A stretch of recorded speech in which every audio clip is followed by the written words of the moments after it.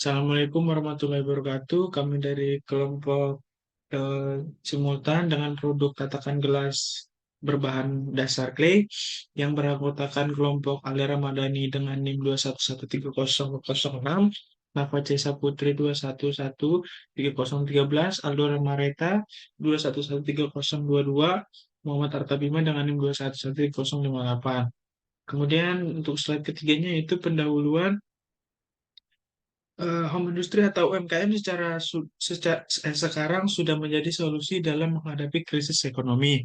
Home industry ini mengkhususkan diri dalam kerajinan tangan, detail, dan artistik untuk memastikan kepuasan pelanggan.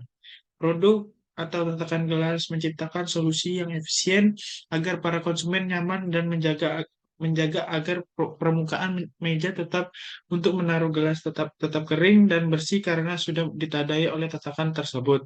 Kemudian yang terakhir, penelitian ini dibuat agar mendapatkan informasi mengenai keinginan, kenyamanan, dan keamanan untuk konsumen. Selanjutnya, clay. Clay di sini berbahan dasar dari tanah liat. Namun selain terbuat dari tanah liat, clay juga terbuat dari bermacam-macam bahan, tetapi adanya memiliki sifat seperti clay. Eh, Tanah liat dihasilkan oleh alam yang berasal dari pelapukan kerak bumi yang sebagian besar tersusun oleh batuan feldspathic terdiri dari batuan granit dan batuan beku. Kerak bumi terdiri dari unsur-unsur seperti silikon, oksigen, dan aluminium. Selanjutnya di sini ada jenis-jenis clay ada 5, yaitu clay asli, paper clay, polymer clay, jumping clay, dan air dry clay. Kalau clay asli itu terbuat dari asli tanah liat yang diberi sedikit campuran tekstur yang sedikit agak keras. Kemudian kalau paper clay terbuat dari rendaman kertas yang terstruktur mirip seperti bubur. Kalau polymer clay itu terbuat dari salah satu jenis clay yang paling mahal dijual toko-toko yang berbahan dasar bahan plastik bernama polyvinyl chloride dicampur dengan pewarna bahan lainnya. Jumping clay terbuat dari non-toxic atau bisa juga jenis ini dijual menggunakan pembungkusan aluminium foil. Kemudian air dry clay ini hampir sama dengan jumping clay, tapi bentuknya lebih padat. Clay ini memiliki berbagai macam warna dan harus dibungkus menggunakan bungkusan atau plastik kedap udara. Yang selanjutnya yaitu gambaran umum perusahaan. Slide selanjutnya.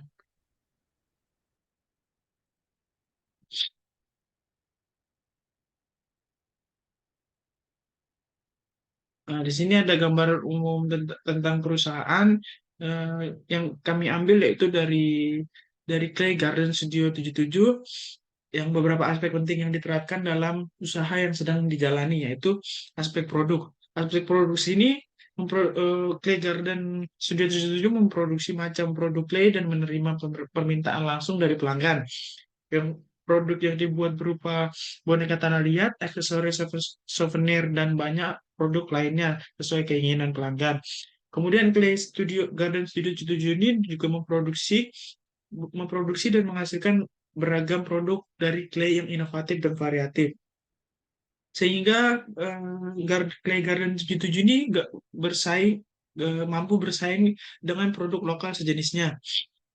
Kemudian seperti gambar di bawah ini adalah produk dari Clay Garden Studio 77. Selanjutnya, selanjutnya itu aspek produksi. Untuk aspek produksi di sini pengolahan clay itu menjadi produk yang sudah jadi berupa pada aspek produksi. Untuk proses pertama yaitu pemilihan clay dengan sesuai permintaan konsumen. Bahan dasar dari clay yang digunakan 70% menggunakan bahan lokal dengan kualitas dan dapat disertakan dengan bahan impor. Kemudian proses kedua dan pengaplikasian clay juga sudah diminta oleh konsumen sesuai request yaitu warna, bentuk, dan bahan yang yang diinginkan sesuai request.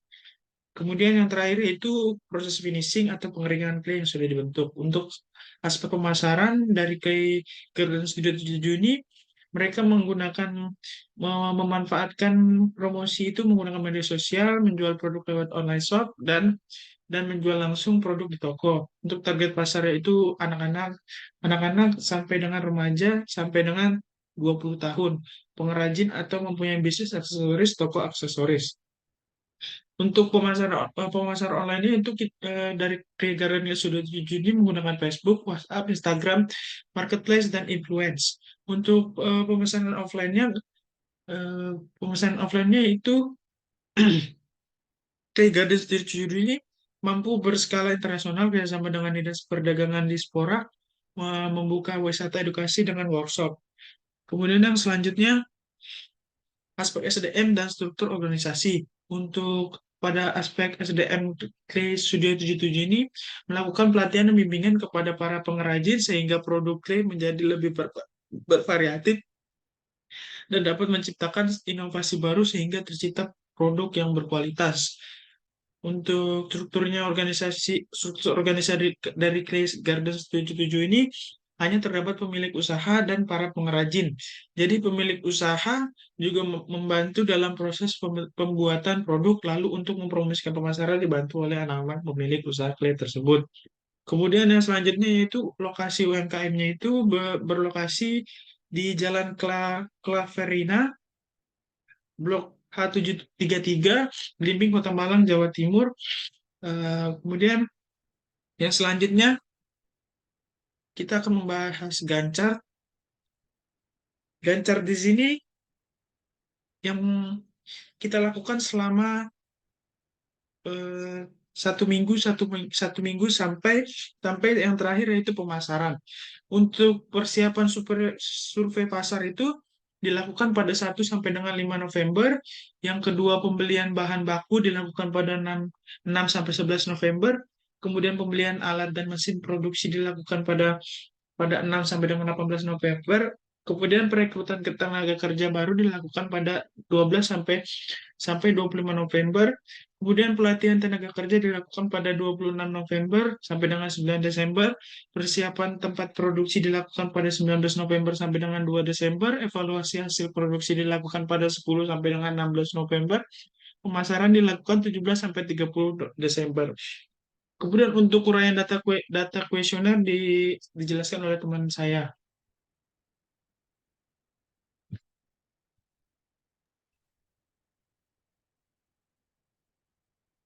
Kemudian di sini ada uraian data kuesioner konsumen. Ini digunakan sebagai kriteria pemilihan produk. Untuk poin yang pertama ada aspek yang diperhatikan saat membeli produk. Di sini ada 5 pilihan, yaitu harga, kualitas, kebutuhan, selera, dan harga. Bisa dilihat dari semua pilihan ini, yang mendominasi yaitu pada pilihan kebutuhan dengan sebesar 55,3%. Next. Kemudian di sini ada cara pemasaran yang paling ampuh, dengan pilihannya ada datang langsung ke toko, lapak, rekomendasi, dan e-commerce.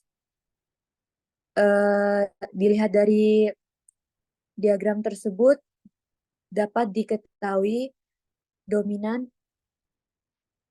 pilihan yang paling dominan yaitu pada pilihan datang langsung ke toko dengan sejumlah 48,6%. Artinya, customer lebih dominan memilih pemasaran yang datang langsung ke toko, sehingga dapat melihat detail dari produk tersebut. Yang berikutnya, yang ketiga ada model yang diinginkan. Ada 4 pilihan model yang diinginkan dalam kuesioner, yaitu yang pertama, ada klasik, modern, abstrak, dan flora. Pada hasil diagram tersebut, pilihan yang mendominasi yaitu pada pilihan modern dengan sejumlah sebesar 59,5%. Artinya, customer lebih dominan memilih model yang modern daripada opsi lainnya. Poin yang berikutnya yaitu tatakan yang diinginkan. Pilihan pada poin ini yaitu ada tatakan piring, tatakan gelas, dan tatakan panci. Dapat diketahui pada diagram tersebut, customer lebih dominan memilih pada tatakan gelas dengan sebesar 59,5%. Artinya customer lebih memilih tatakan gelas yang mungkin lebih fungsional daripada opsi lainnya. Kemudian ada jenis clay yang diinginkan. Di sini terdapat pilihan jumping clay, air dry clay, paper clay, dan polymer clay. Dari hasil tersebut dapat diketahui customer lebih dominan memilih polymer clay dengan persentase sebesar 37,8%.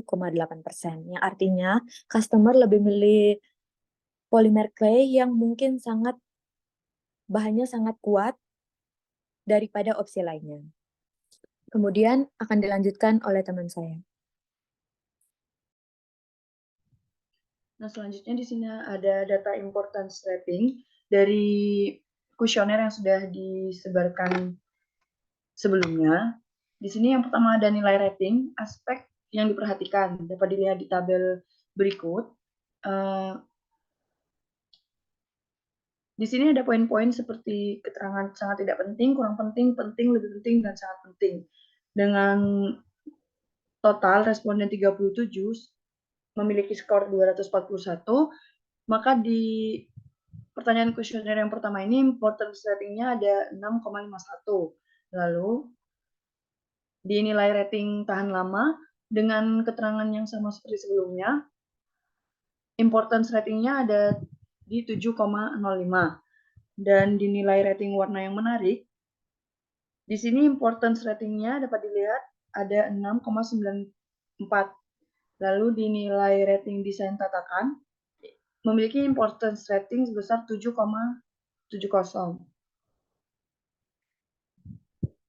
Lalu nilai rating jenis clay, di mana nilai rating terakhir, di sini mendapatkan importance rating sebesar 7,16.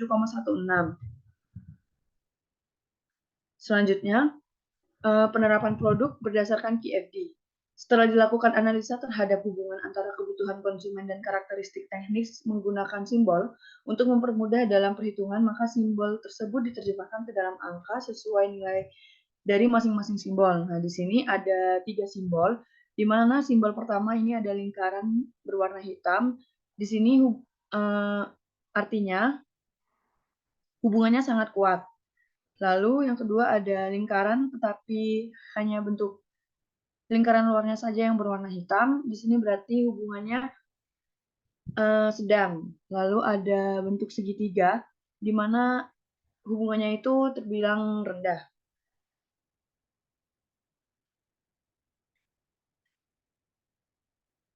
Nah, selanjutnya setelah diterapkan dalam simbol, di sini kita menggunakan angka. Nah, nilai bobot kolom dari masing-masing karakteristik teknis pada gambar sebelumnya digunakan untuk menentukan prioritas pengembangan produk. Nah, dapat dilihat di gambar ini. Dari gambar tersebut dapat diketahui bahwa adanya hubungan antara karakteristik teknis satu dengan yang lainnya. Selanjutnya akan dilanjutkan oleh teman saya. Selanjutnya yaitu gambar alternatif dan desain produk, yaitu yang terdiri dari 3 alternatif. Yang pertama bentuk bulat, yang kedua bentuk seperti bunga, kemudian yang ketiga seperti hati. Next.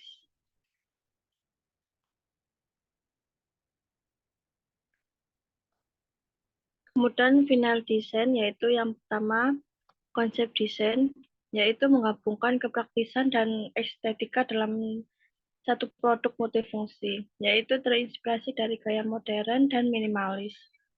Produk ini tersebut memiliki bentuk bulat yang simpel namun elegan, yaitu menciptakan solusi yang efisien untuk menjaga agar permukaan meja tempat untuk menaruh gelas tetap kering dan bersih, karena sudah ditandai oleh tatakan tadi. Kemudian yang kedua yaitu warna utama produk tersebut yaitu putih bersih dengan bahan clay polimer yang dikeringkan, dan setelah itu tahap pendesain tatakan dan pewarnaan untuk desain gambar modern sesuai request konsumen. Kemudian yaitu yang ketiga, tekstur tatakan dari bahan polimer clay yang terbuat dari PVC dan memiliki tekstur yang lembut dan lunak. Kemudian yang keempat yaitu fungsionalitas, yaitu menciptakan solusi efisien untuk menjaga agar permukaan meja, tempat untuk menaruh gelas tetap kering dan bersih karena sudah ditandai oleh tatakan tadi dan mudah. Next.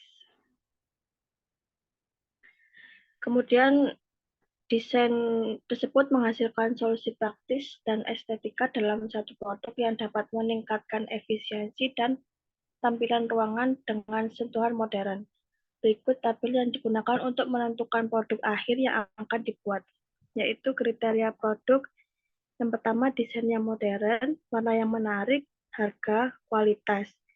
Kemudian yaitu yang terdiri dari 3 alternatif, yaitu alternatif produk 1, hasilnya 20, kemudian alternatif produk 2, hasilnya 11, kemudian alternatif produk 3, hasilnya 9. Next.